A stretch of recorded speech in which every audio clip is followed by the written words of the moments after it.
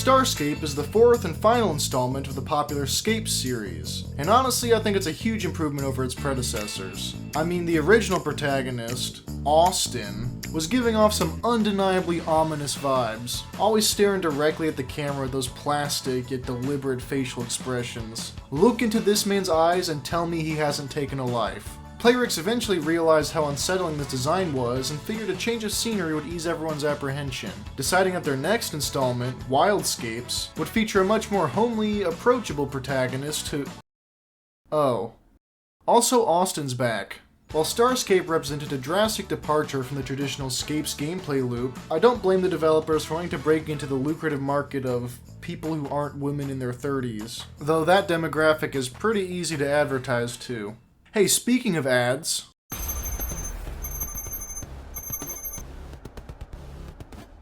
Captain, an enemy destroyer is emerging from warp space in our sector. Awaiting orders, sir.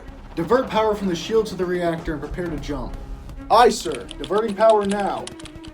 Engines are ready, preparing to jump. Wait, belay that jump, Lieutenant. Sir, we need to go now. Hold up, I have to collect my daily gem reward. If I break the streak, then I have to start over again. Why can't you do that after we jump? Well, I don't get good reception outside the Edo sector. Alright, we're good. Commence jump. Aye, sir. Commencing jump. Wait. Hold on. I forgot. Hold up. I gotta check my Steam wish list for sales. You know, there's been a couple games I've been eyeballing. Just give me one moment, okay? Captain, we're receiving an incoming message from the enemy ship. Well, put it on. Okay, that's it. I'm initiating the jump. Commencing in 3, 2...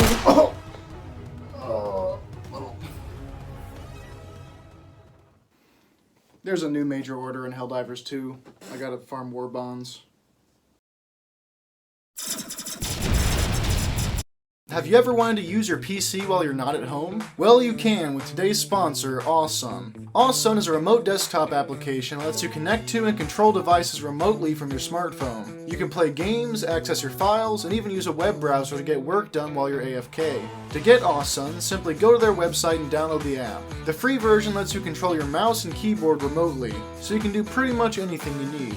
If you want to get even more features, you can purchase the Pro version, which adds Android support and allows you to remotely access your command prompt, or the Game version, which lets you make a custom keyboard so you can have the most effective controls while gaming, as well as supporting long presses and adding the ability to switch view modes and change your mouse sensitivity. It's not just phones though. Awesome's remote desktop software can let you control your PC from a different PC with up to 144 frames per second. You can even set your own unique passwords to prevent unauthorized access to your device. Finally, Awesome offers a smart plug that allows you to schedule when your PC starts and stops, as well as preventing potential damage in the case of a sudden loss of power. Awesome's running some big discounts right now, with up to 40% off Pro and Game versions when you register 2 or 3 devices. And they've also graciously offered a free 7-day trial of game mode to the first 200 viewers who use the code on screen. Now that's awesome!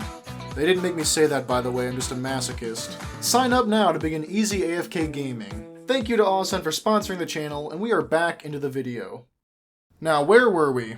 Oh yeah, Wildscapes. Kids these days have no idea what a good mobile game truly looks like. Back in the good old early 2010s, we had Shadow Fight 2, Infinity Blade, Knights of the Old Republic, and an underrated little gem called Galaxy on Fire 2. Golf 2 sees you playing as Galactic Giga Chad Keith T. Maxwell. This man gets ripped through time and space, losing everything in the process, just to shrug it off with a bad joke and immediately begin grinding for cash and hoes, and eventually acquiring both. Oh, a comedian as well, eh?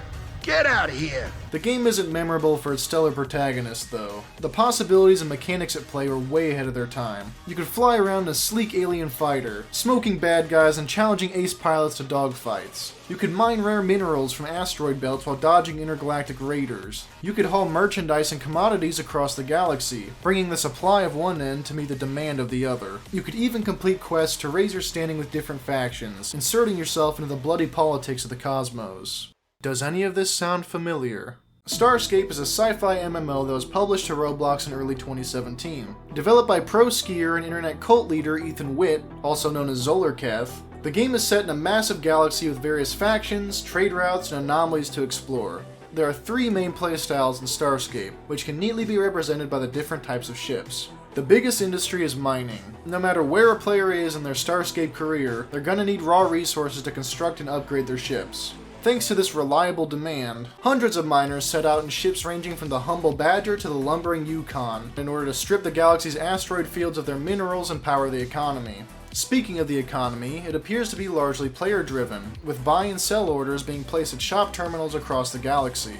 If you're really trying to get rid of something, you can price it cheap and undercut the current market standard. Conversely, if you control a resource with low supply and high demand, like red Narcor, then you might be better off fixing it high and letting the buyers come to your price point. Mining is boring. It consists of floating around asteroid belts, lasering the ones you want, and then waiting for the process to complete while tractor beaming rogue chunks of ore. Riveting. If that playstyle doesn't appeal to you, you can try hauling, which can make money in two ways. First, there's the equivalent of becoming a space trucker, where you ship goods as quickly as possible between different systems on behalf of an NPC faction. The other, more lucrative method is spice running. Each portion of the galaxy produces a specific variety of spice, which is represented by its color. The further away from the source of a specific spice that you travel, the higher the demand for that spice will be. For example, the Uvolvlo system sits at the very edge of the settled galaxy and is set firmly in yellow spice territory. The nearest source of orange spice is Beta Quasad, which is 28 jumps away. If you can find a wormhole route that takes you from somewhere around here to somewhere around there, you can make a whole lot of money in a short amount of time. Bonus points if you find frontier outposts and spice platforms, which sell rare gemstone spice variants like Amber and Sapphire. I don't know exactly what the spice is. In Star Wars, spice is a drug, and in Dune, spice is still a drug, but also has other important uses. Since no explanation is given, I'm going to assume that it serves a similar role here. The final way to play is by focusing on PvP or PvE. The former is quite simple. You just go to one of the galaxy's hot tourist locations and wait for some unsuspecting player to arrive in a Badger or Stratos before blowing them up in 10 seconds, claiming their 17 Coralite as a reward, and then going dormant again to wait for the next victim. When it comes to PvE, you can face off against drones, pirates, or rival factions. Combat ships sport a large array of turrets and can come in 3 classes: corvettes, frigates, and destroyers. Each step up adds more health, shields, guns, and modules. There are also various subsystems that you can use to perform some task in exchange for energy, like actively repairing your hull, disrupting a target from warping away, or traveling 2 kilometers in milliseconds. Most of the modules and subsystems are easy to acquire, but get somewhat expensive as you begin to upgrade them. Once you start requiring red Narcor for mods, things get pretty pricey for the benefits they provide. While most of the game is spent flying your ship, commerce, crafting, and other important activities all take place on space stations. There are a few different types of stations, but the main ones are commercial and industrial. The former host shop modules like ship vendors, weapons dealers, and general markets, while the latter can contain refineries, manufacturing models, and repair bays. These modules aren't present in all stations, and the only way to tell what services a station provides is to physically visit it and check. Stations also have inventory terminals, bounty boards, and screens that display various information like war updates, market trends, and advertisements. Every station shares a uniform layout, so it's easy to navigate around them. The galaxy in Starscape is absolutely colossal. The wiki claims that it contains 4,576 systems, each with their own stars orbited by their own planets with their own mass, diameter, tilt, and a dozen other stats that nerds can ogle at. Some systems have only a couple of planets, while others sport a dozen. A system might contain multiple space stations, spice platforms, and monuments, or it could be mostly empty, save for a few scattered asteroid belts. While the sheer scope of the galaxy is beyond impressive, it feels more like a shiny veneer than a deep, fleshed-out world. Sure, there are a lot of systems, planets, and moons, but other than the Citadel and other capitals, none of them have a unique identity. In fact, most systems are functionally identical. It doesn't matter if you're here, here, or here. As long as you're in the right security class, you'll probably have everything you need within 2 jumps. And the refinery at one station does the exact same job at the exact same rate as any other refinery anywhere else in the galaxy. The construction and interior of every station is the exact same gray, using the exact same models and layouts. It's like how SCP Containment Breach set the standard for how an SCP facility looks back in 2012, and every single SCP game since is stuck with the exact same Spartan concrete design. I get that there's bound to be repetition across the literal thousands of systems and planets, but at least do something to differentiate them. Maybe there could be faction-specific station models that change depending on whose territory you're in. You're probably thinking that this sounds very boring. And it can be. Thankfully, the repetition is broken up by anomalies, aberrations, and random events. Anomalies are randomized points of interest that have a chance to spawn outside the default planets and require a probe to locate. They can manifest in all manner of ways, each of which corresponding with a 2-letter code to let you know what you're getting into. Most of them have to do with rare resources that you can mine, but others can provide you with crystal spice, host drone factories, or even let you travel insane distances in a single jump. Anomalies are what most veteran players focus on when mining and exploring, and I would highly recommend that new players try to utilize them as much as possible.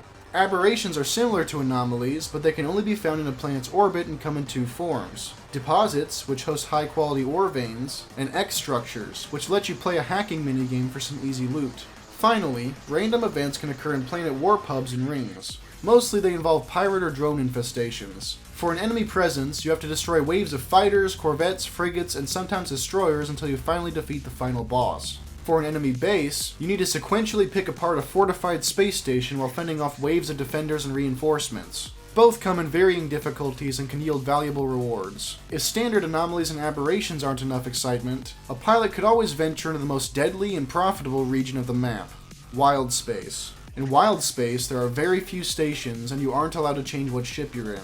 There's an almost guaranteed enemy presence at every planet of every system you visit. And to top it all off, if your ship is destroyed, it's lost forever. All of this risk is balanced out by the vast treasures a player could amass if he's bold enough to venture into the unknown and take it. The most rewarding anomalies and the toughest enemy types can only be found in Wildspace, and the sheer size of it means you're unlikely to run into other players who might try to pirate you. My main piece of advice when it comes to Wildspace is to only access it through wormhole anomalies. Just as there are choke point systems that access unsecure space, there are choke point systems that access Wildspace, and the only thing worse than losing your ship for a day is losing your ship forever. Like Tradelands and Lionheart's Crusade, Starscape's NPC factions war with each other over territory. Some days there will be a Kavani sweep, and others a Licentian Federation might make a comeback. Separate from this is faction standing, which you can raise by doing missions and turning in items. As your faction rep gets higher, you gain access to exclusive goods and services like paint jobs, warp discounts, and cloning rights. It's a good way to incorporate tangible rewards into faction loyalty. A lot of the games that I review fall victim to pay to win, where whoever has the most Robux can buy an item or ability that gives them an unfair advantage over free players. This cannot be farther from the truth for Starscape. There is a premium currency, but it's only used for spaceship skins, laser colors, and other cosmetic changes. Any important ship or resource needs to be obtained legitimately. In addition, you get free premium currency every day, so even a non-paying player gets access to these cosmetics. Good on Keth for not falling into the monetization trap and keeping Starscape a level playing field for everyone. Starscape is not a game for casuals. Progression is slow, the tutorial is lacking, the player base is unforgiving, and the repair times are brutal, assuming you don't lose your ship entirely. In order to be successful, Starscape demands a hefty time investment represented by monotonous grinding, construction, and processing times, plus the fact that you'll spend hours just jumping from system to system and changing servers. That being said, I became inexplicably hooked for a long time while playing to learn the mechanics. Maybe it's the Tradelands conditioning. There are a couple skill trees for combat, industry, exploration, and commerce. They're fun to level up in, but like many of the module upgrades, the benefits they provide are relatively minuscule. There's not a lot of felt community in-game. Sure, you might run into and talk with all kinds of people and all kinds of ships while you're at the Citadel or cruising through a core system, but once you leave the safe reaches of space, you're probably going to be solo for a long while. Part of this is due to the sheer vastness of Starscape. Everyone's got places to be and things to do, and the couple hundred active players aren't enough to populate the seemingly endless expanse of systems. Even if this wasn't the case, you learn really quick that it's infinitely more safe to be solo than to hang around strangers. If you haven't learned this lesson yet, then I have a free vacation to Gattenseer to sell you. The end result of this environment is that the instant a player sees another pilot join their server outside of secure space, they're going to warp log just to be safe. Finally, Starscape exudes a certain vibe that can't be matched. It's a fairly stylistic game. The simple, streamlined ships, the soft, wondrous music, and the gorgeous, dynamic astral bodies all combine to make you feel like a lone adventurer exploring the endless expanse of space. Flying past planets and stars and zipping in and out of asteroid belts looks amazing, especially for a Roblox game. In the end, I feel that Starscape appeals to a relatively narrow audience. There's nothing wrong with that, and I commend Keth for not diluting his game with cheap, overplayed mechanics in order to reach the front page player base. The style is consistent and the experience is unique. While it's not my cup of tea, I still found myself pouring days into it. If you enjoy the slow burn, long-term growth featured in games like this, then Starscape is right up your alley. I rate Starscape a respectable 6 out of 10. Shout out to Commando Warrior, Octonebula, Artful Warrior, and anyone else who helped me get started and learn the systems of Starscape. I apologize for the long wait, I was focusing on graduating college. Goodbye.